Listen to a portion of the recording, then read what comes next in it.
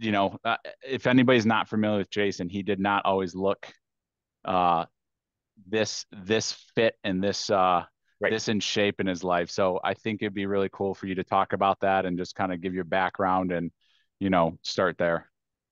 Definitely. So, if I go way back, I was a, mediocre, uh, not athletic kid. I did like t-ball and baseball and soccer, when I was a kid. I was terrible at all of them. I did a little bit of track, like at fifth, sixth grade, also just not my jam. And I picked up gymnastics around sixth, seventh grade, and I turned out to be pretty good at gymnastics.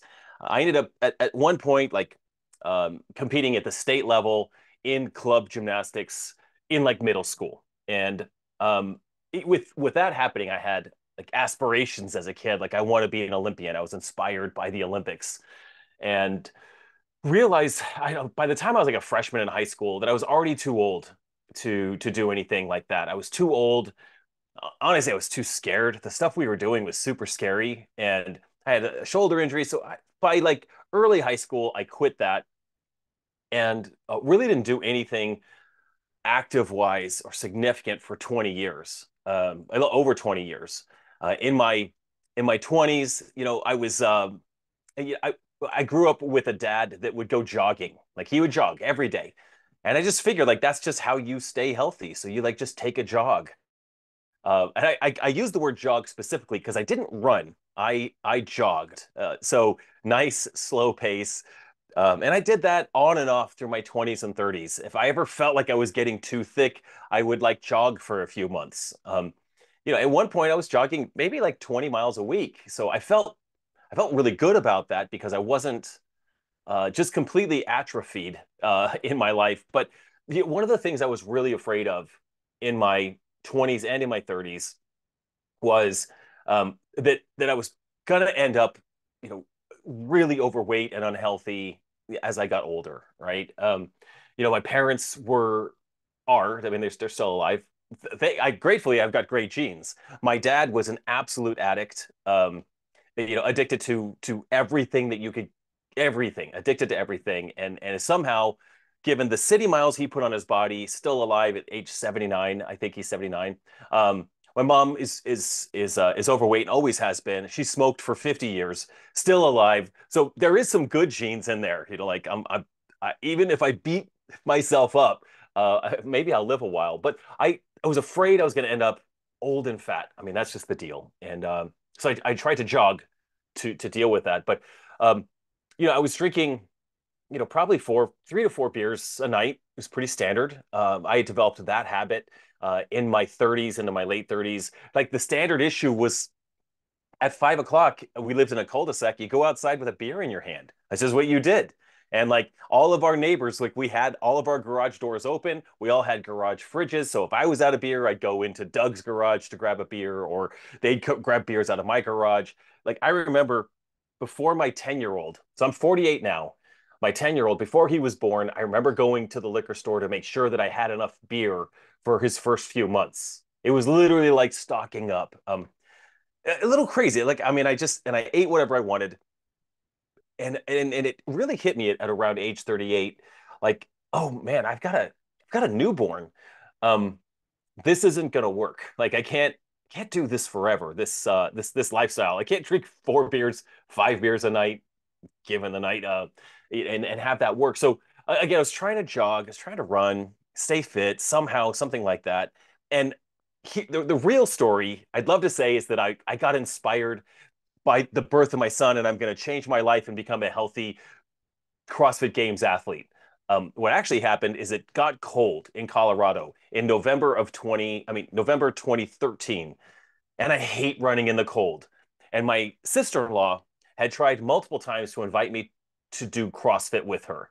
And at the time, my thought of CrossFit was um, absolutely not. I don't want to go do like some sort of jazzercise with barbells. I don't want to do a group class. I know what I'm doing. Like I jog, I'll be fine. But she kept inviting me, and finally I succumbed. I was like, okay, I'll come this Wednesday night. I'll come this one night. And that whole day that I was planning on going that night, I was full of regret. Like I was so nervous. It was as if you invited me to go to like a hip hop dance class. Like, I don't ever want to do that. I don't ever want to put myself in a situation where I'm uncomfortable. I'm scared. I don't know what I'm doing, and I'm in front of a bunch of people. And that's what I felt like I was getting into. But I told her I would go, so I got there, walked in. It's classic CrossFit gym, just a giant warehouse. Uh, no organization whatsoever. But my class only had like 4 people in it, and the coach was fantastic. And like they were like, "All right, we're gonna do this, this, and this, and handstand push-ups." And I was like, "Oh, I could do a handstand." Like I could still do a handstand from when I was a gymnast. So I had this like party trick I could do. I could beat anyone in a handstand contest because I just randomly had that. So I yeah, I did a handstand in the class, and they were all so impressed that it gave me just enough like motivation to be like, okay, this isn't that bad. Now I didn't end up signing up at that gym. It was a little bit further away from from my house. So I started at a different gym, and day one, I go in and everyone there is a little bit fluffy. Everyone is like around my age, like a 9 a.m. class at a CrossFit gym. That's like the mom and dad class, right? And I go in and they're like, yeah, we're just gonna do some power cleans and some burpees. Maybe Jason, do you just do 2 rounds of this instead of three? And I'm like, yeah, no, I'll do all 3 rounds. It'll be fine. And we start the workout, and like there's guys fatter than me there, and there's this oversized woman next to me, and they're all crushing this workout. I'm dying, absolutely dying. I finished 2 rounds, and I'm just standing there like I can't do any more. Meanwhile, everyone else is basically getting done at the same time with 3 rounds, and I was like, I was blown away, like how and confused by how is everyone fitter than me. Quite a few of them were actually even fatter than me. And how did this woman who was oversized next to me? It turns out she's not oversized. She was pregnant with twins and it crushed me in this workout. So that set a fire in me a little bit. Like, I got to figure this out. Like, I don't ever want to be inept at something. I don't want to ever feel like I'm behind or I don't know. If we were to start playing golf together, I would probably get crazy about golf to try to figure out how to do that well. So I always just kind of approach things that way. But that was CrossFit. I was like, how are all these people so fit? How are they doing this? I need to figure this out. And that's what I did. I figured it out by like going 6 days a week, like for a year straight, which is not highly recommended. You don't really want to jump into the deep end that fast. I put myself at risk. Luckily, I didn't get injured, but I could have been injured. But you know, within a few months, when that's one of the fun things about CrossFit or that gym in particular, like there's a leaderboard, right? That's kind of a classic CrossFit thing. You go to a class at that gym, at the end of the day, you can see how you did compared to other people. And that was enough competitive ignition or competitive fuel for me. Like, oh, I want to do better than Jeff. And then now I'm beating Jeff all the time in my class. Now my next target is Steve, and I'm going to beat Steve all the time. He's in the 5 p.m. class, so you always have like these targets, and eventually, within 9 or 10 months, like I'm competing with the highest level guys in that gym, and I caught that bug, that fire to compete. Within a year, I owned my own CrossFit gym because I don't do anything half-assed. It if I'm into it, like I'm all in. So I was an overweight wedding photographer. I did that for 10 years. And as soon as I started CrossFit, it was getting close to the end of wedding photography and the start of owning a CrossFit gym for 4 years, which I ended up selling. Um, but I was 38 when I started, and eventually, when I turned 40, I thought, man, now's my chance to try to compete at the highest level at the CrossFit Games. It's the masters category, and at that point, I was 40. I was the youngest in a category of 40 to 44-year-olds. So I gave it a go, and I didn't make it as a 40-year-old. Kept training at 41, didn't make it. At 42, I qualified, and nervous as ever to compete on the largest stage in the world for CrossFit, and I took third place, 2018, third place. So people after that were like, "Oh man, you'll totally go back next year," and there was never a guarantee that I'd ever go back to the CrossFit Games. It is so hard to qualify. In fact, in 2019, I'm 43 years old. I'm in the middle of a particular age group bracket. Only 10 of us got to go to the CrossFit Games that year. They would some years they'd allow 10 per age category. Sometimes they would allow 20 participants. That year it was 10 participants, and there was about 25,000 men globally in my age group trying to get into those 10 spots. Luckily, in 2019, I qualified in seventh. I got to go to the games and I won, and that's where it actually felt legitimate. Like I won, but maybe it was a fluke. Maybe I got lucky. 2020 COVID happened. I went back to the CrossFit Games. I say I went back. I qualified again for the CrossFit Games in 2021, and I won again. And I was like, okay, maybe it wasn't a fluke that I won in 2019. Then I went back in 2022 and I won. And I was like, okay, I have something here. Like I've got a little bit of something. And then this year, every year that I progress, that I'm 40. I was 47 at the games this year. So 45, 46, 47 is an age group, 45 to 49. So now I'm getting into the middle of an age group. I won again last year. I'm looking to win again this year. And while competing at the games, which is an annual event, happens around every August, there are other um, massive uh, national CrossFit events that I'm able to participate in, like Wodapalooza, the Masters Fitness Collective, and the Legends Championship. And since 2020 at Wodapalooza, I took second place, and since then I've won every competition I've been in since then. Um, and I would say, I mean, it's been an amazing run. I never planned for this. I didn't start CrossFit thinking that I would just crush the competition out there. It's just I am built with a very addictive mindset, a very competitive way of being. And so like I said, when I'm all in on something, that's it. So when I started CrossFit, I was all in.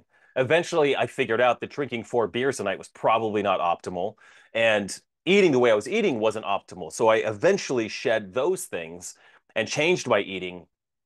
And it was actually when I changed my eating and focused on recovery, that's when I qualified in 2018. Since then, I've increased my volume very carefully as a 45 to 48-year-old athlete and have found that just the right combination of training, rest, recovery, nutrition, cold plunging every day is part of my lifestyle. I just am almost done building the sauna as well, because I think, that is also very beneficial for this lifestyle. But all of those habits and those efforts have led to a pretty phenomenal run. And the magic about being a masters athlete in the CrossFit space is like we have this huge runway. We can we could be competitive. I'm 48 and I would love to be competitive until I'm 70 because there's a category all the way up to 70 years old. So I potentially have 22 more years at this if I want to. And I was recently asked, like, what do I think about retiring? And like, I don't know what I would do. Like, I do this because I love it. I love to wake up. Like, I don't love getting in the ice barrel, like, but I love what I feel like afterwards. I do that. I love training. I love having that part of that just be a part of my lifestyle. So yeah, I mean, as long as I'm healthy and I can continue to do that, I will. And you know, as long as Barbell will send me, it will keep this. I'll keep wearing the clothes while I'm doing it as well. But that is that's a bit of my story and my background. Um, I'm happy to answer specific questions because I that was this whole story. I can answer questions about addiction, which I have a lot of that baked into my DNA. Nutrition, changes I made, training, mindset, recovery, ice baths, sauna, anything. Yeah, yeah, no, that's really cool. So I have a couple of questions I'll start out with for you. Yep. Is so did you realize that you were gifted at CrossFit early on, Yeah. or what was I mean, obviously you knew you could do handstands and Yeah. stuff, but like I Yeah. always joke that like I'll be an age group athlete when I'm 70. Like if I put enough running now or triathlon training, eventually I might be able to beat stuff. And then you meet 70-year-olds who are crushing your workout. Like I was at a race and I was Yes.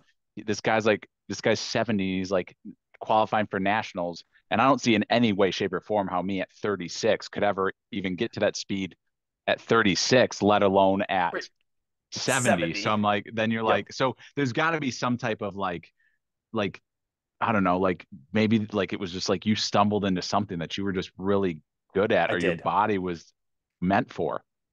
I mean, that's exactly it.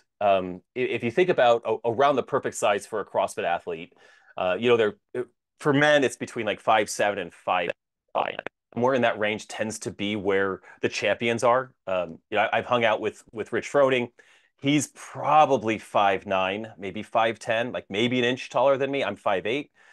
Matt Frazier, I believe, was 5'6" or 5'7", and he was a five-time, champion in the younger age groups, as well as Rich. So, um, there's that. And there's also this body type. So, I'm a pretty dense human being. Like my children all have this barrel chest that I have, which is not optimal for gymnastics. So actually, I didn't have a great gymnastics body, but and I didn't have a great running body. So you mentioned triathlons.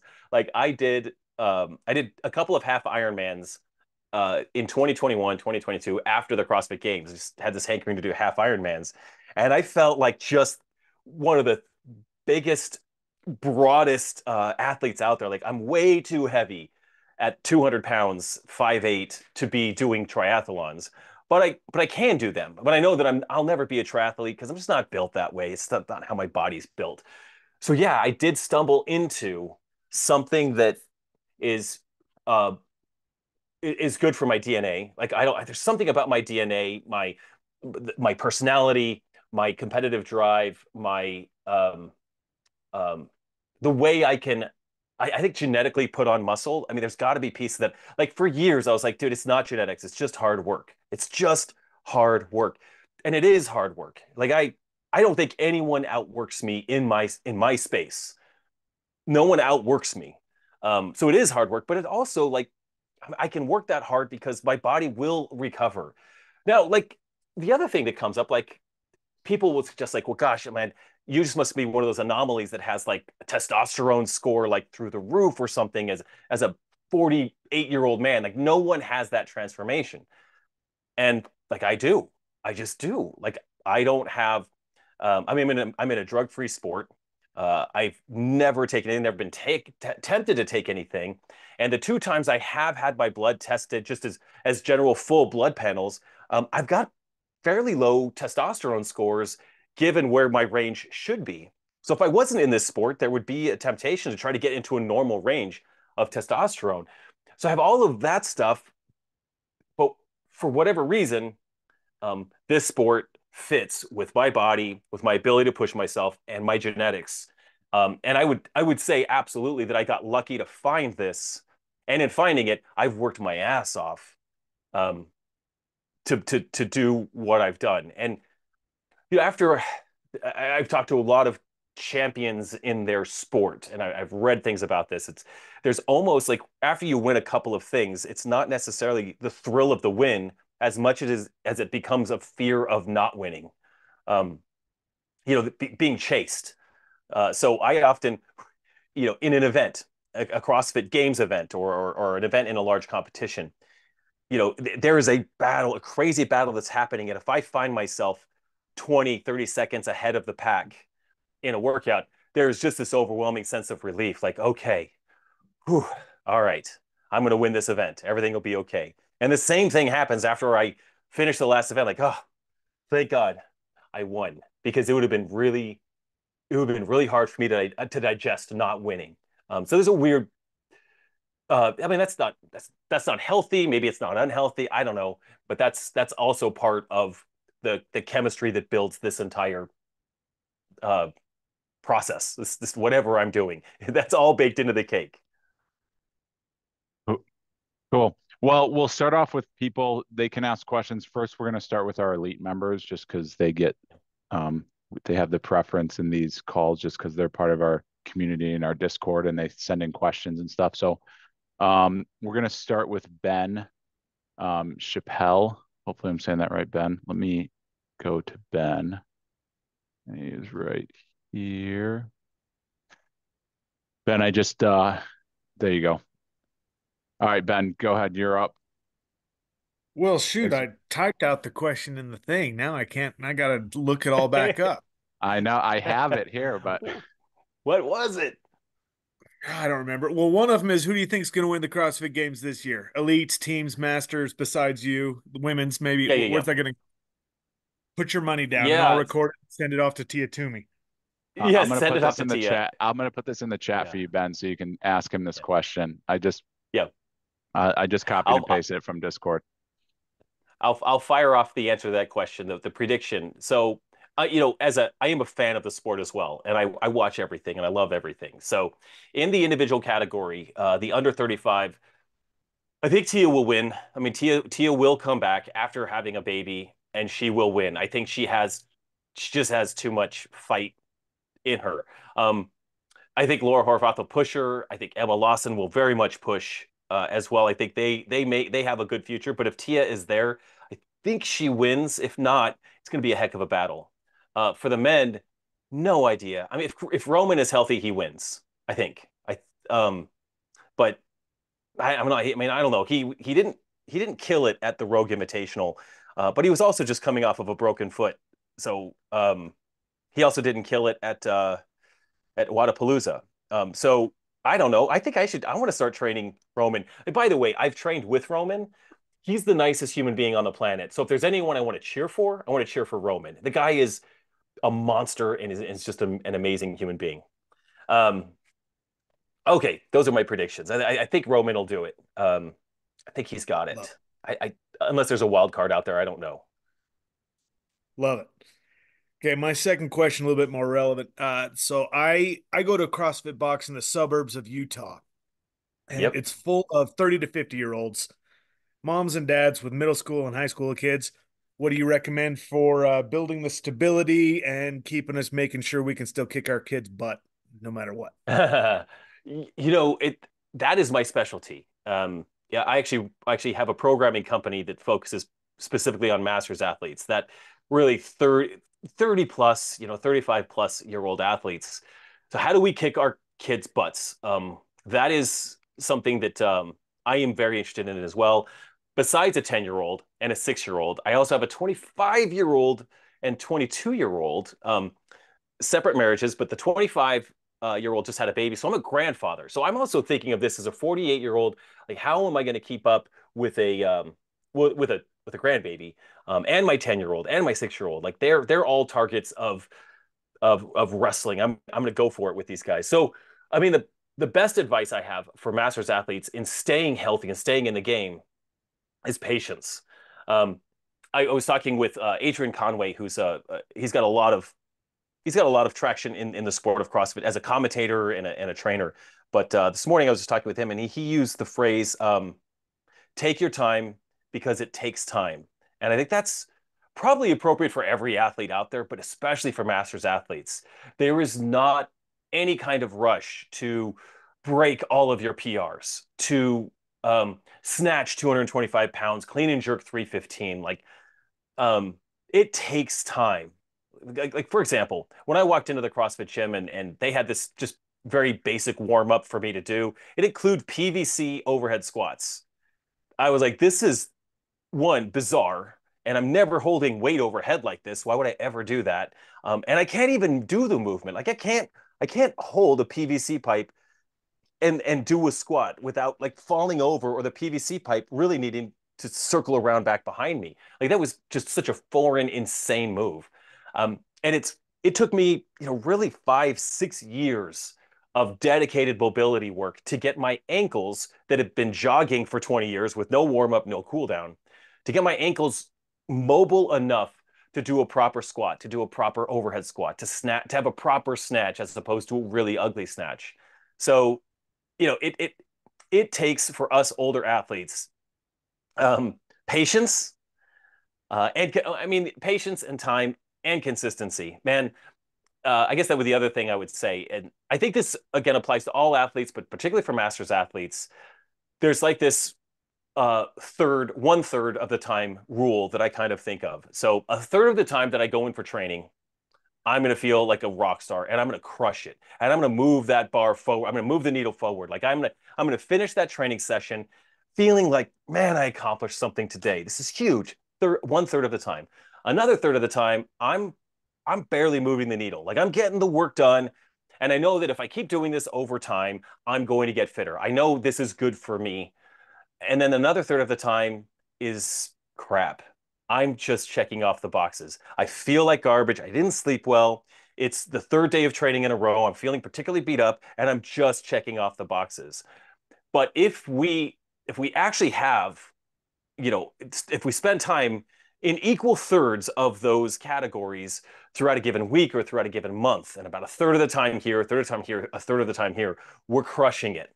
And that's fair. And if we just stick with it and be consistent, I mean, we'll definitely outperform our kids because they don't know consistency and time. They have not developed those um, the understanding of the benefits of those traits, right? I know my kids are in a hurry. My 22-year-old son is a police officer in Denver. He's awesome. And I remember like a couple months ago, he's like, Dad, what's your DT time? So DT is a CrossFit hero workout, and it's 12 deadlifts, 9 hang power cleans, 6 push jerks at 155 pounds for 5 rounds. No rest built in. You just go through it. It's daunting. It's very hard. My DT time is like uh, just under 5 minutes, like sub five, 4:56 or something like that.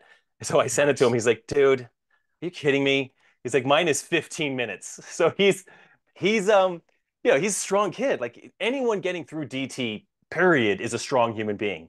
But yeah, I've done DT for like 10 years now. He's got 2 or 3 years of DT experience. So I think we've got time on our side, we've got patience on our side and consistency. And just know that yeah, some days you're gonna crush it, some days you're checking the box, some days you're just dragging your butt through the mud to get through the workout.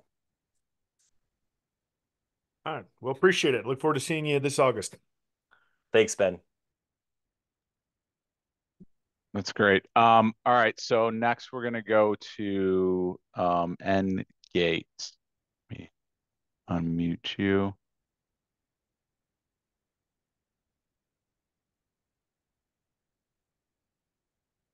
Let me see if it worked. Did you get the? Oh, nope, wrong person. Hold on. Did we get you on there, N Gates? Oh, sorry. It just lost it. Maybe they jumped off. Looks like they might have jumped off. Okay. All right. So next question is going to be from iPhone. So let me see if this is, I don't know which one this is. I think it's this one. They just named iPhone.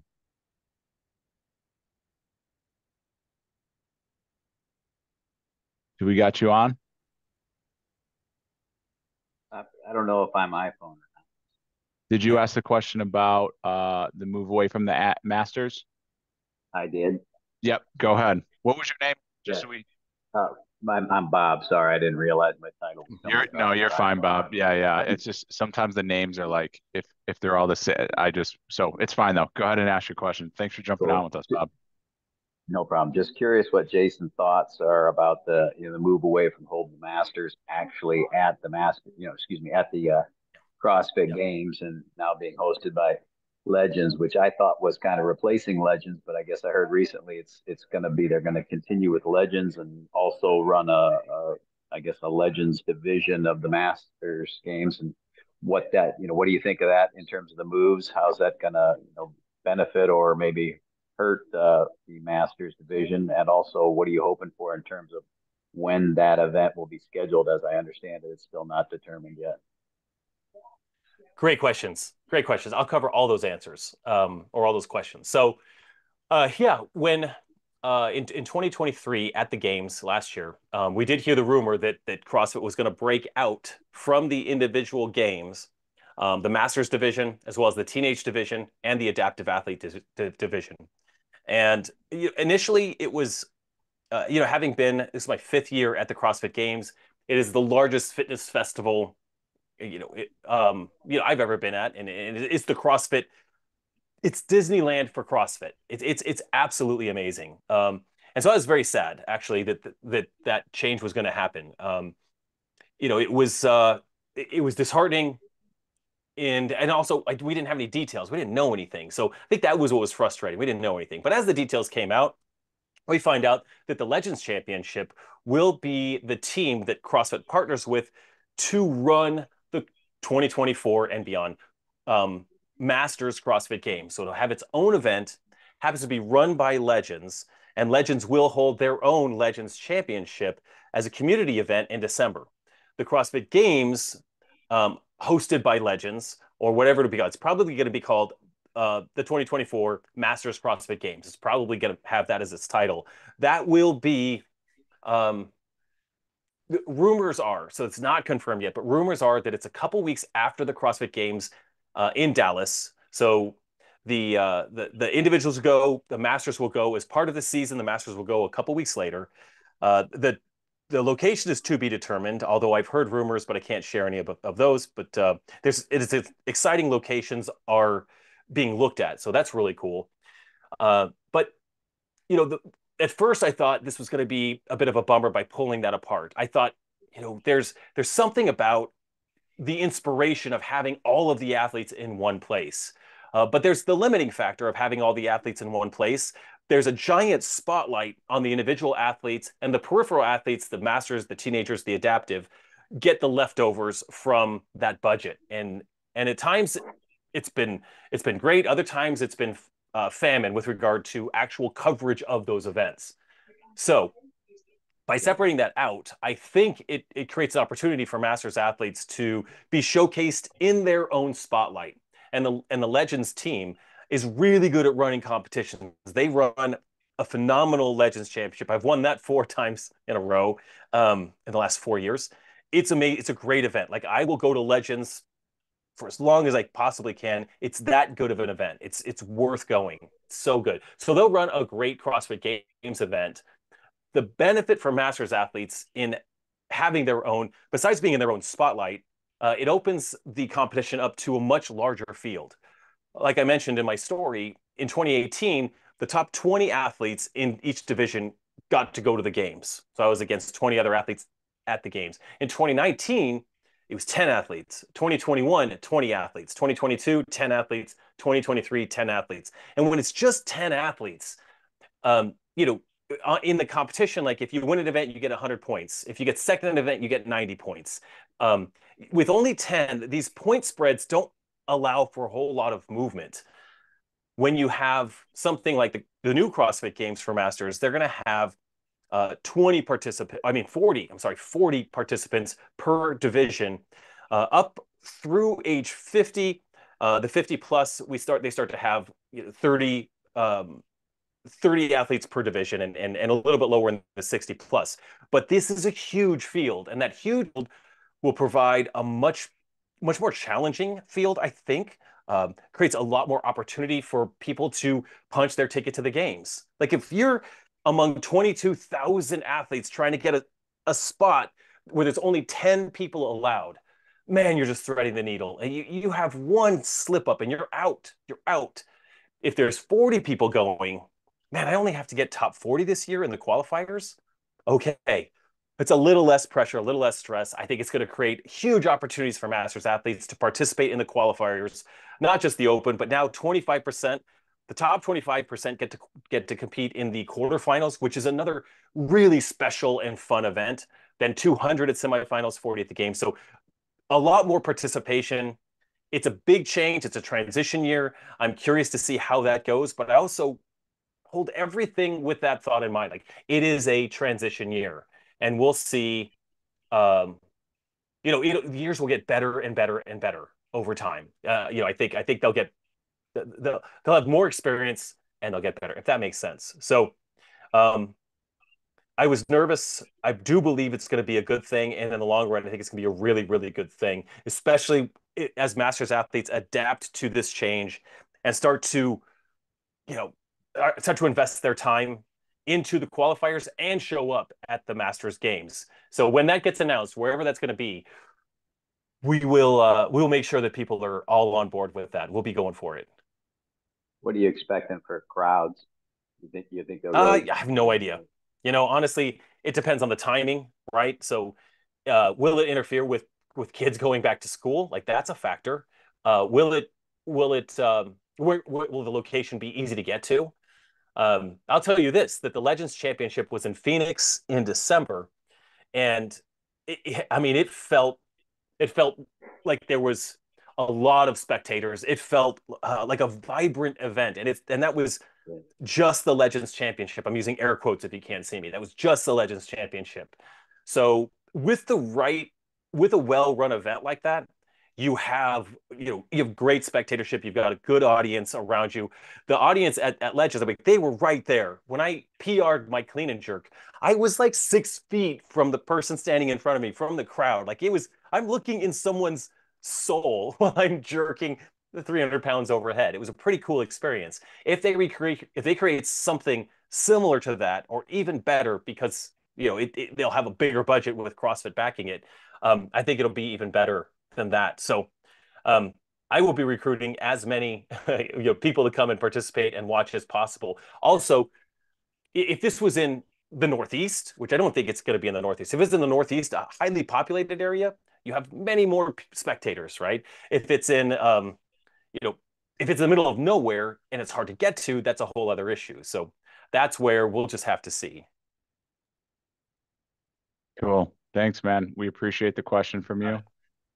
Next, we're going to go to Ryan. Hey, cool. I'm on. You're on, Ryan. Go ahead. Hey, thanks, Jason. Great information here. Question for you on what's your typical diet look like? I was just curious on what you do on a daily basis, and also get your thoughts on the carnivore diet. I'm about the same age as you, and been doing this carnivore thing off and on for the last half a year, and pretty remarkable changes to the body and just different things there. I just want to kind of get your thoughts on that. Yeah, I'm a big fan. I'm a big fan of the carnivore diet. And I eat a fairly carnivorous diet with some allowances. So it was about 2018, 2019. I read a book called Wheat Belly. And, if you're not familiar with Wheat Belly, I do believe you can actually download it from Amazon Prime as an Audible or a Kindle book for free. But it's really good. It's by William.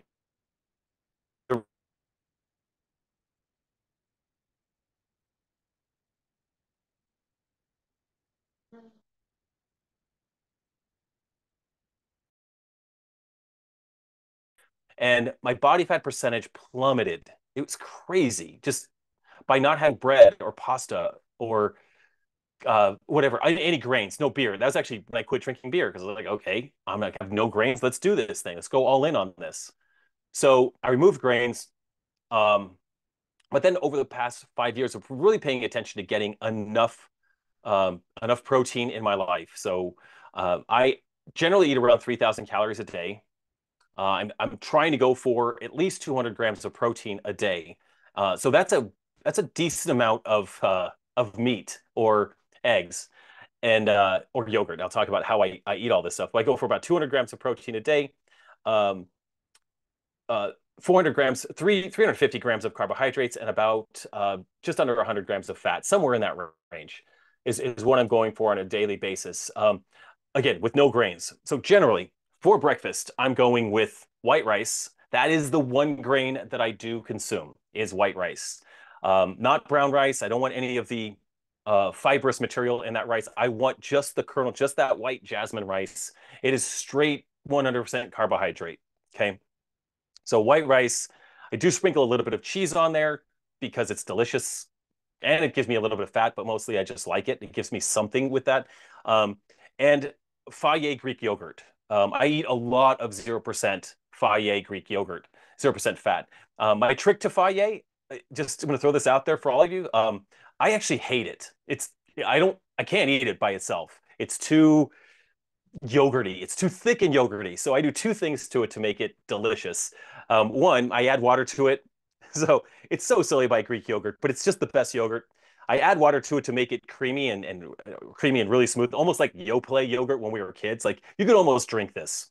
Okay. And then I also add, and this is transparency. Okay. This is not part of the carnivore diet, but I add an orange crush packet to it. So these little orange crush flavor packets that you would add to water. Super low calorie. There's probably a couple of chemicals in there that you don't want in your system. Like red number 40 is not in there, but whatever color makes it orange is probably not healthy. Whatever. I put that in there. I stir that up and it's delicious. So that's almost always my breakfast. My lunch is almost always about 10 total eggs with 2 egg yolks in there. Scrambled. I often have that with rice as well. I train twice a day. So breakfast, train. I have this for lunch, then I train. And then evenings, I normally have a pound to a pound and a half of red meat, often with either fruit or rice as a carbohydrate. And uh, and then I do take a liberty. I take liberty at about 9 o'clock at night to have a bowl of ice cream almost every night. Again, not part of the carnivorous diet, but it does help me top off my carbohydrates for the day. Now, if I can get some fruits throughout the day, particularly when fruit is in season, I'll grab fruit. I'll eat a lot of bananas and a lot of berries when they're in season in particular.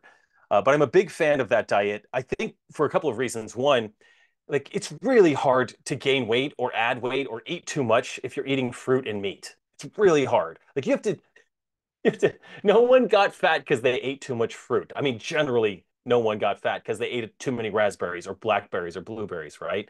Um, and I have found that with that, with eating that almost every day, I mean, it's almost every day, my body just kind of hangs out at 198 to 200 pounds. That's just where I live. And in fact, like if we go out to dinner, my wife will want to go out to dinner or she wants to go to have dessert or something. I'll often pregame by eating like a pound of ground beef or 4 burgers before I leave. So I'm proteined up and then I'm gonna go out and have a snack. I'll go out and have dinner and have a snack. Um, right? So I see Tim Mahan, the crush packet to Faye. It's a game changer, man. It's how you get so much. You can eat a whole tub of Faye with a little orange crush packet. It's amazing. There's also Skittle flavored packets that you can pour in the Faye too. It's almost too good. It's like literally almost too good. So that's how I eat. And I think one of the secrets to well, it's no secret. I think one of the tricks to managing your weight and managing your intake and hitting your numbers every day is just to be boring, be repetitive. I really don't deviate much from exactly what I just said I eat. Every once in a while, my wife will be like, "Hey, I made chicken for dinner," and I'll be like, "Ah, fine, I'll have chicken tonight." Um, but I really like. I would love to invest in grass-fed beef stock. Like if there was a stock, I'd purchase all of it. It's getting very expensive to do that. You know, grass-fed, grass-finished ground beef is not cheap, but that's just the thing I have every day. At least a pound of it. Cool. No, that's really insightful for sure. I mean, I think a lot of I would assume just like me, a lot of people probably struggle with the idea of like when you come from, and you could probably touch on this a little bit, but when you come from a heavier background, and I was in the same Yeah. boat as well, it's like, I started working out and really running a lot, doing 50 miles a week, whatever. And then Yeah. as, I got married and life took over, I had never changed my eating habits. I just happened to be literally outrunning them. Right. So now Yes. that I've cut Yes. down my volume, it's like I'm really having to examine like, am I eating, like, what am I I eating know. that will be satiating? And then you run into this. So I guess the question I would have for you then is um, when you have cravings, right? Or like things come up where it's like, you know, man, it would really be good to have some, tortilla chips from, Yeah. Yep. deep double Oh yeah. fried, deep fried tortilla chips Yes. or, because that's going to come up and, Yeah. it's very hard to get over that. There is a difference between sugar in a strawberry and sugar in a Snickers Yes. bar, and your body wants the Yes. Snickers bar way more. Yes. It's an addictive pattern, right? I mean, it's really funny. I've never been to one, but if you go to an Alcoholics Anonymous meeting, there's often candy and coffee, right? It's, because candy is or candy that particular type of sugar is so addicting, and alcohol is such a close with regards to its compound as sugar. Like our brain loves that stuff. So as addictive as it is, it's almost having to navigate the addictive patterns that we have, and oftentimes it's habitual. Like I remember when I had to like stop thinking that I had to have something sweet for dessert after dinner. Like, it was just kind of what you do. Like, I always grab a couple of Oreos or Chips Ahoy cookies, or a Snickers sounds amazing, or Butterfinger. Like I had to break those habits. And I'll be honest, this is going to sound so dysfunctional, but prior to starting CrossFit, I had started chewing tobacco. When I was like 30, I started chewing tobacco. It's a terrible, terrible habit, but it has an appetite suppressant nature to it. It's great for appetite suppression.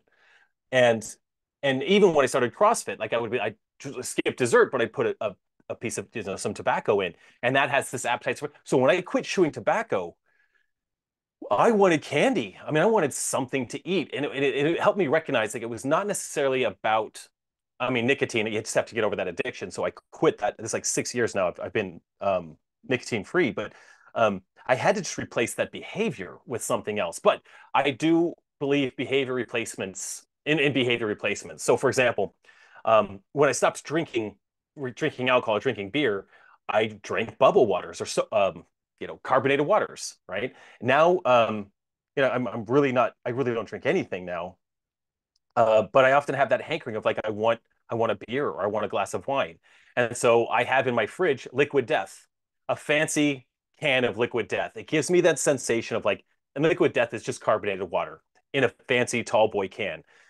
It gives me the sense that I'm having a treat. I'm treating myself with something, but it's replacing a behavior. Instead of having a glass of wine or a beer or a whiskey, I love all of these things. Anything I could be addicted to, I love. I grab something else as that behavior replacement. Um, and as far as when I eat 3,000 calories a day right now. If I wasn't training the way I'm training, I'd have to eat less, right? If I cut my training down to one session a day, or maybe training 3 or 4 days a week, I'd have to cut things out significantly. And that would be hard. I'll just say, as a big guy, like, I enjoy eating what I eat. I don't have to overly think it because I train enough. So it would be challenging. And if you're in a caloric deficit, or if you're trying to stay moderate, there is going to be just a little bit of work that you do. There's no coasting. You're kind of have to work at it. Just kind of sucks. When I want a Snickers and I can't have a Snickers, it just kind of sucks. And then we move on. If I want a glass of wine, but I'm not drinking, I just have to acknowledge that thought, acknowledge what I want, and then move on. That's about it. I don't know. It's not a great solution. I'll let you know. I'm sure I'll come up with more solutions as I continue living life and learning. Yeah, that's super helpful. Um, yeah. Do you have somebody, I don't think they're in here anymore, but somebody asked, and I think this is a great question. What is a typical recovery like for you? Because obviously, Yeah. you are 40 plus, like, Yep. a lot of us, I'm sure, on the call are not in our early 20s, just based on, I know, the demographics of our customer base. Like, Yes. I can, like, it just feels different. Like, there's just a switch that happens. We talk about this all the time. Like, there's Yep. a certain switch when you hit Yes. like 30, 32, it's just like It's not the same. you wake up Yep. different. You know what I mean? And so Yep. what's your favorite recovery tool, and why do you like it so much? And I think I know what you're going to tell me what it is, but I or don't maybe know. it's I'm going to not. throw I don't something out know. there. I'm Yeah, going but to throw something else out there first. Number one is sleep. Like, if okay. you're not sleeping well, it doesn't matter what you spend money on. You could spend your entire life on a hot tub, jacuzzi, sauna, cold plunge, daily massages, all that. If you're not sleeping, you're effed. So sleep is number one. And also the things that mess with sleep. So, like, alcohol messes with sleep. Caffeine late in the afternoon messes with sleep. So watching those, I mean, we could deal with blue light blocking glasses. I could throw those on. There's lots of things that we can do to help that. But just really, like, drinking, don't mess up sleep. Don't drink and mess up your sleep. Don't have caffeine in the afternoon to mess up your sleep. So if we cover sleep, okay. My two other favorite recovery tools. Number one, the most influential thing that I've experienced so far is cold plunging in the morning. Now, it doesn't make sense, right? Because it's this idea that we would train.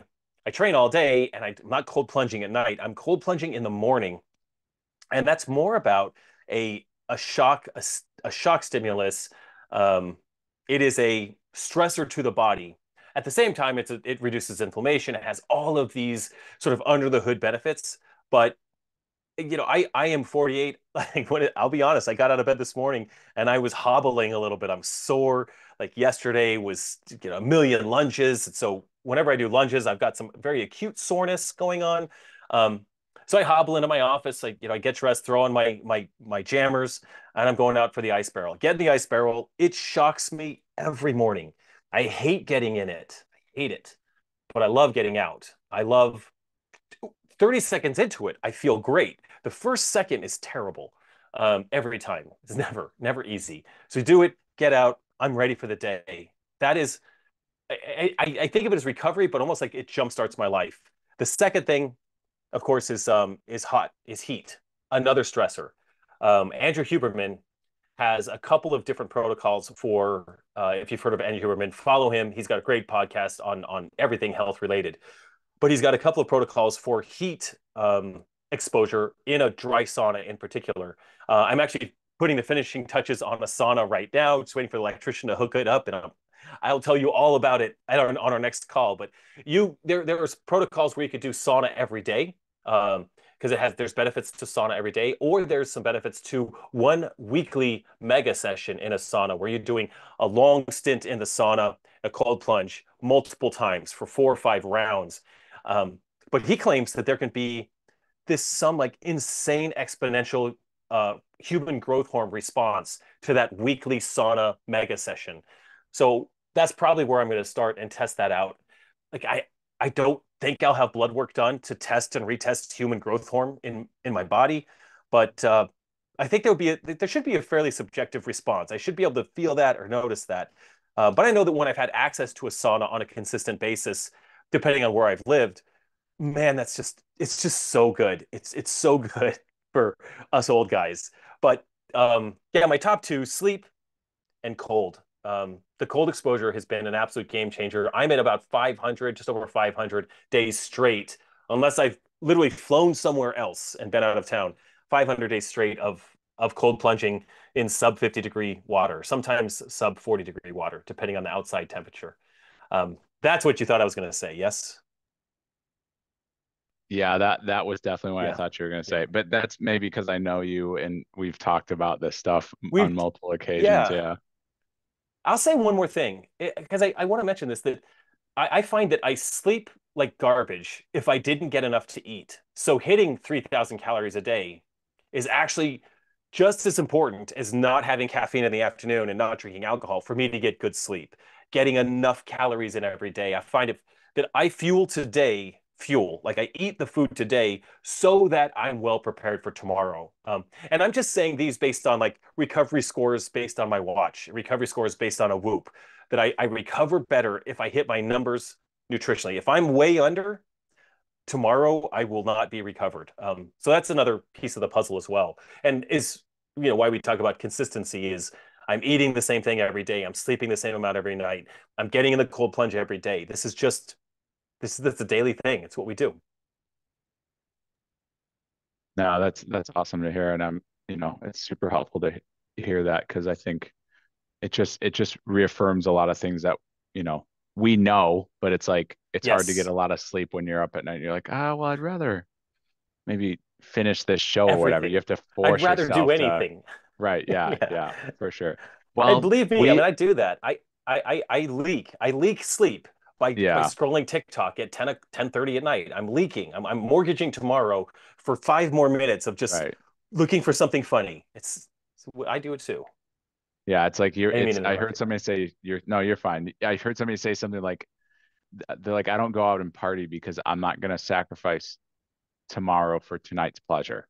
You know what I'm saying? And so Yes. I think that's Yes. a really wise thing, and what you're basically getting at. And so, Yep. well, I mean, we're coming up on an hour, so we really appreciate you jumping on here, and everybody Sure. else jumping into our first call. We're going to start doing these monthly with our athletes and getting different experts in here and all the different things. So I guess just leave us with a closing. Do you have a closing thought for us, or Yeah. maybe just Yeah, I do. one thing that you would like to say before we jump off of this? Yeah. I will say, I'll close with what I close all my YouTube videos on. I do have a YouTube channel where I share all of this stuff as well. But I close almost every one of those with this idea that I'll your link best that in the days are chat ahead of you. below.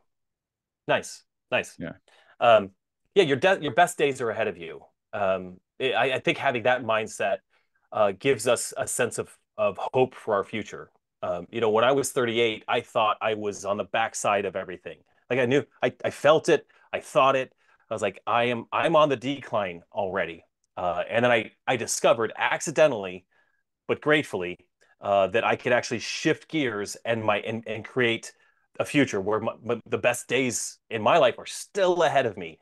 It's crazy. At 48, I am hitting PRs. I PR'd my back squat last summer, my front squat last fall. I PR'd my clean and jerk in December, and I'm still getting better. And yeah, your best days are ahead of you if you move towards them with intention, for sure. Well, thanks, Jason, for jumping on with us. That was really awesome and insightful. And you got it, man. We're excited to see how you do this year at the CrossFit Games and Legends and Wodapalooza and all that stuff. So we appreciate you here at Barbell. That, but everybody I'm sure appreciates. They're saying thank you in the chat and stuff. So well, you have a great evening. Thank you so much for jumping on with us. Thanks, Kyle. Appreciate it, man. All right. We'll talk to you soon. Thanks. Bye-bye. Bye.